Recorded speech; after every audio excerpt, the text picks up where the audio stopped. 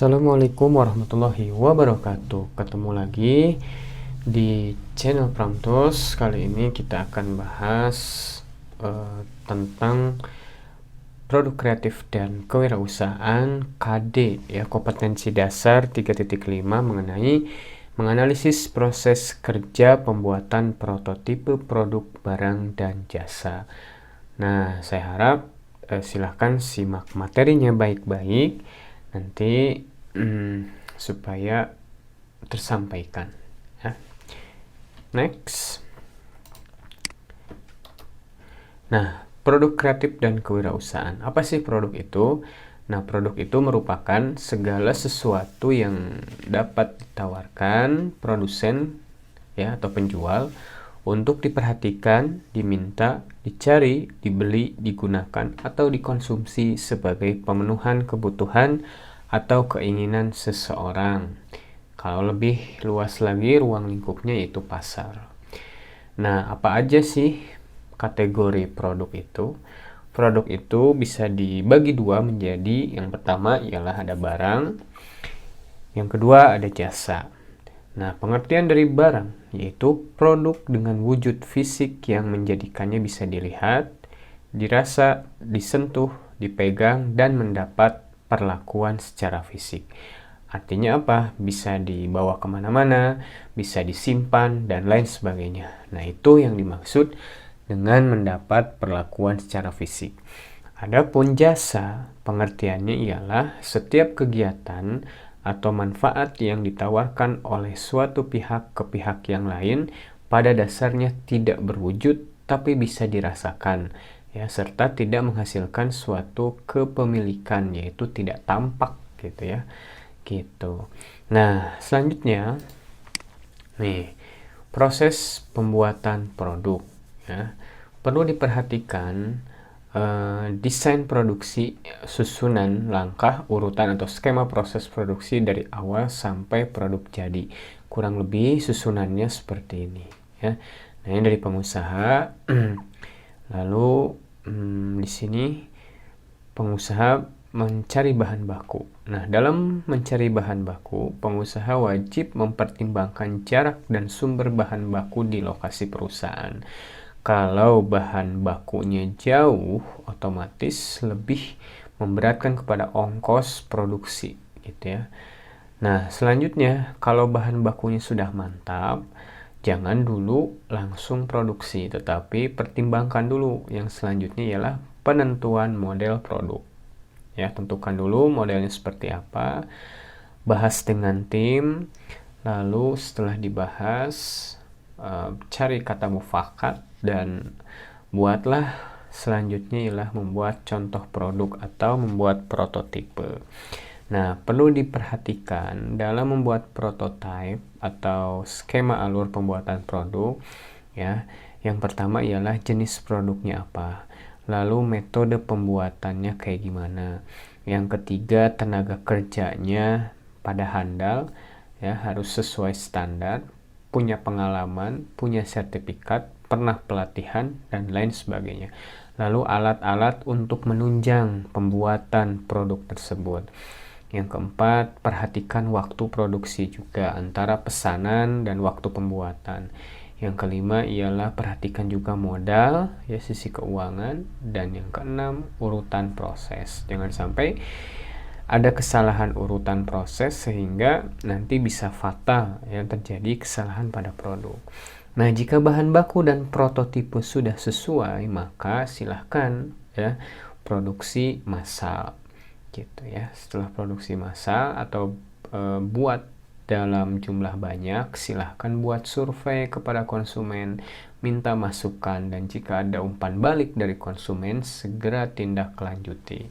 Dan yang terakhir adalah membuat produk jadi. Ya, setelah produksi massal ada umpan balik, silahkan buat produk jadi. Next.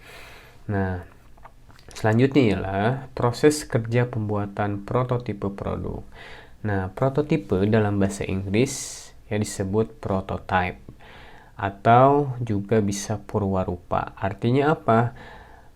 Model ya untuk tujuan demonstrasi atau sebagai bagian dari proses pengembangan atau pembuatan produk.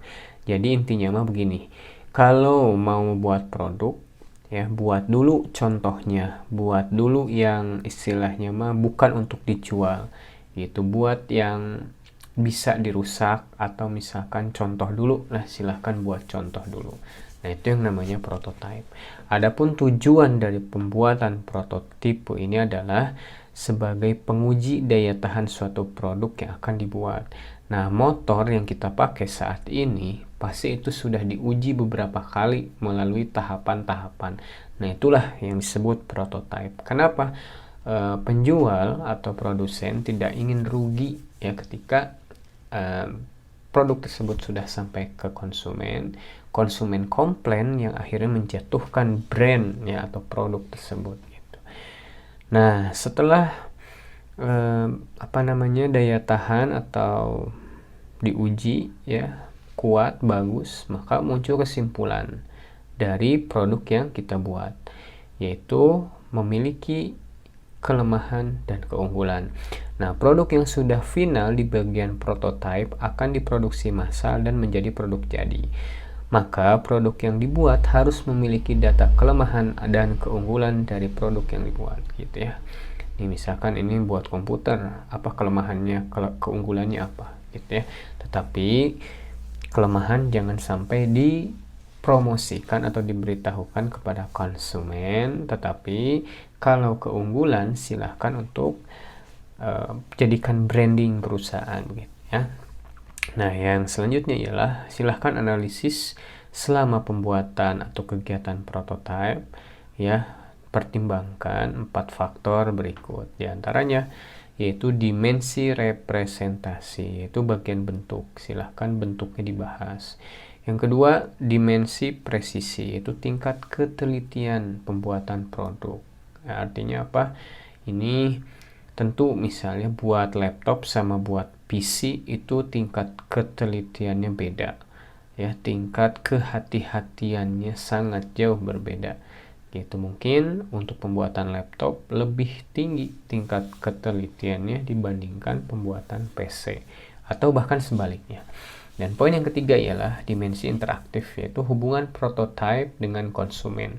Nah, contoh produk yang belum dipasarkan silahkan disurvei dulu ke konsumen bagaimana tindak lanjutnya, apakah positif atau negatif, atau ada masukan-masukan, silahkan terima dan sempurnakan produk yang telah dibuat. Dan yang keempat ialah perhatikan juga siklus hidup prototipe. Perkirakan produk tersebut berapa lama ya bisa bertahan di pasaran begitu ya. Next, selanjutnya nih ada faktor penentu prototipe. Nah, suksesnya suatu produk suksesnya suatu produk jadi didasari prototipe yang baik. Di antara faktornya adalah 1. Pembuatan daftar kerja secara terstruktur dan sistematis. Contoh begini ya, buat bala-bala yang enak. Nah, terigunya dulu atau airnya dulu atau garamnya dulu, nah silahkan. Itu punya strategi masing-masing, silahkan diurut ya secara struktur. Lalu setelah itu dilakukan berdasarkan berbagai macam konsep. Mau diaduk dulu, diaduknya mau pakai mixer, mau pakai tangan, mau pakai apa, silahkan ya. Buat pakai konsep. Nah, ini bala-bala yang diaduknya pakai tangan, yang ini diaduknya pakai mesin, yang ini diaduknya bisa pakai manual gitu ya. Nah, silahkan buat produk dengan berbagai macam konsep. Yang ketiga ialah bentuk fisik dapat dibuat dengan skala tahapan. Misal ya kalau pada motor tuh misalkan ini bagian ban. Nah, bagian ban tuh apa dulu nih ya tahapan-tahapannya. Atau bagian mesin atau bagian bodi. Bagian bodi khusus, bagian bodi, bagian ban, bagian mesin. Dan selanjutnya bisa bekerja sama dengan pihak luar atau sendiri. Ya, artinya kalau perlu bantuan modal atau misalkan kerjasama dengan pihak luar silahkan, tapi kalau bisa sendiri ya itu lebih bagus. Dan yang terakhir, satu konsep, satu prototype, yaitu satu ide, satu contoh produk gitu ya. Ini faktor penentu prototype, boleh dicoba nanti ya. Nah, metode pelaksanaannya ialah yang pertama, dalam pembuatan produk itu bisa menggunakan metode bisnis atau pendekatan bisnis. Yang kedua, pendekatan rekayasa. Artinya apa? Dalam pendekatan bisnis yaitu lebih mementingkan inovasi, ya, pembaharuan produk, perencanaan kreatif, dan masukan-masukan dari konsumen. Sedangkan pendekatan rekayasa lebih menekankan pada ide pembuat produk dan mewujudkannya dalam bentuk fisik. Nah, kesimpulannya ialah pendekatan bisnis lebih menjanjikan peluang diterimanya produk di kalangan konsumen karena lebih mementingkan inovasi dan masukan dari konsumen. Sebaliknya, nah, ide pembuat produk belum tentu diterima konsumen meskipun baik dan sempurna menurut si pembuat produk gitu.